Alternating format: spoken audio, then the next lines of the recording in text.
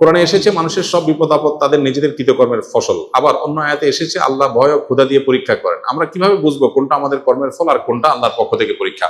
ভাই, যে কোনো বিপদ আসবে আমরা ধরে নিব এটা আল্লাহর পক্ষ থেকে পরীক্ষাও হতে পারে, আবার আমার কোনো বদামলের শাস্তিও হতে পারে। এই জন্য আমি আল্লাহর কাছে একদিকে তওবা ইস্তেগফার করব, অপর দিক থেকে এই পরীক্ষায় আমি অটল থাকার চেষ্টা করব, পরীক্ষায় আমি ভালো থাকার চেষ্টা করব। দুনিয়াতে কোনো বিপদকে আমরা নিশ্চিতভাবে বলার উপায় নাই এটা পরীক্ষা আর এটা আল্লাহর আযাব বা শাস্তি। অনেক সময় দেখা যায় কারোর বিপদ হলে গ্রামে শহরে অনেকে মন্তব্য করে এর উপরে এত বিপদ আসে কেন জানো? কারণ লোকটা অনেক খারাপ, নাইলে এত বিপদ আসতো না। আপনি কিভাবে জানলেন যে এটা আল্লাহর আযাব হিসাবে আসছে?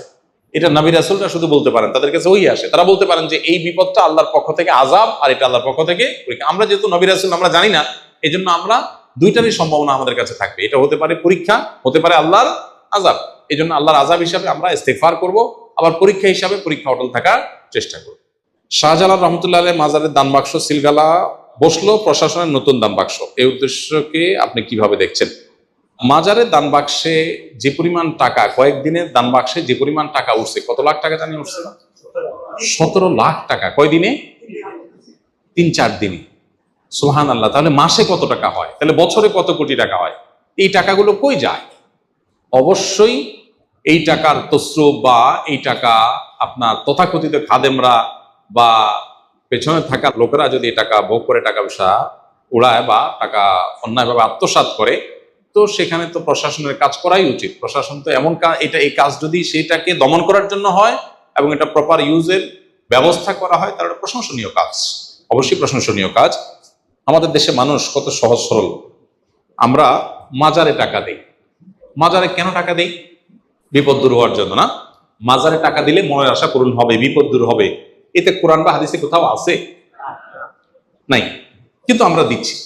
বহু মসজিদ টাকার অভাবে বানানো যাচ্ছে না, বহু মাদ্রাসা টাকার অভাবে ছেলেরা বাচ্চারা খাবার পাচ্ছে না, বহু গরিব মানুষের বাসায় খাবারের ব্যবস্থা নেই, বহু বেকার সামান্য একটু টাকার জন্য বেকারত্ব দূর হচ্ছে না। অথচ মাজারে গিয়া লাখ লাখ কোটি কোটি টাকা মানুষ ঢেলে দিচ্ছে মিথ্যা আশায় যে এখানে দিলে আল্লাহ আমার সমস্যা দূর করে দিবে। আল্লাহ তো বলেন নাই। শাহজালাল সাবরান রহমতুল্লাহ আলাইহিমা তারা নিজেরাও জীবদ্দশায় বলেন নাই যে আমাদের মারা যাওয়ার পরে আমাদের কবর পাশে টাকা ঢেলে দিলে তোমাদের কাজ হয়ে যাবে। তারা বলছেন কোথাও? কেউ দেখাতে পারবে? তাহলে এটা একটা ব্যবসা, এটা একটা কি ব্যবসা।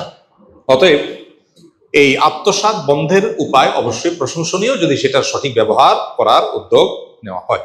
আমরা যারা সরকারি ব্যাংকে চাকরি করি, তাদের চাকরি যদি হারাম হয়ে থাকে, তবে সরকারের অন্যান্য বিভাগে যারা চাকরি করেন তারাও তো পরোক্ষভাবে ব্যাংকের ও রাজস্বের সমন্বিত তহবিল থেকেই বেতন তোলেন, তাহলে তাদের চাকরি কিভাবে হালাল হয়? ভাই, দুইটার মধ্যে পার্থক্য আছে। একটা হলো আপনি সুদের সহযোগী। নবী করিম সাল্লাল্লাহু আলাইহি ওয়াসাল্লাম বলেছেন লাআনাল্লাহু আকিলার রিবা ওয়া মুকিলাহু ওয়া কাতিবাহু ওয়া শাহিদাইহি। সুদ গ্রহীতা, সুদ দাতা, সুদের লেখক, সুদের সাক্ষী, সবার প্রতি আল্লাহ লানত বর্ষিত হয়। আপনি সুদী ব্যাংকে লেখালেখি করছেন, হিসাব করছেন, সুদের সাথে কোনো না কোনো ভাবে আপনার সম্পর্ক সরাসরি প্রত্যক্ষভাবে জড়িয়ে যাচ্ছে। আর আরেকজন এমন কোনো কাজ করছেন, কাজটা হালাল ইটসেলফ, কাজটা কোনো হারাম না, তার বেতন বিভিন্ন সোর্স থেকে আসছে, সেখানে হালাল হারাম মিশ্র থাকতে পারে। এ দুটো এক জিনিস না, দুটা দুই জিনিস। সরাসরি আপনি কোনো হারামের সহযোগিতা করলে সেটা অবশ্যই হারাম এবং তার জন্য আল্লাহর কাছে দায়ী হতে হবে, গুনাহগার হতে হবে। কেউ যদি টিকিট ছাড়া ট্রেনে ভ্রমণ করে থাকে এবং পরবর্তীতে সে ভাড়ার টাকা পরিশোধ করতে চায়, তবে কিভাবে পরিশোধ করবে?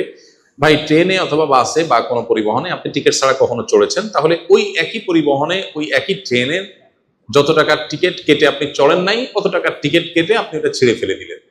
বিশেষ করে ট্রেনের স্ট্যান্ডিং টিকিট, যত টাকার টিকিটের ফাঁকি দিচ্ছেন জীবনে, অত টাকার টিকিট স্ট্যান্ডিং টিকিট কিনবেন, দাঁড়ায় থাকার টিকিট, যেটা অন্যের হক নষ্ট হবে না। টিকিট কেটে আপনি এটা চড়লেন না, তাহলে টাকাটা কোম্পানিতে ঢুকে গেল, আপনি দায়মুক্ত হয়ে গেলেন। তারপর আল্লাহর কাছে ইস্তেগফার করতে হবে।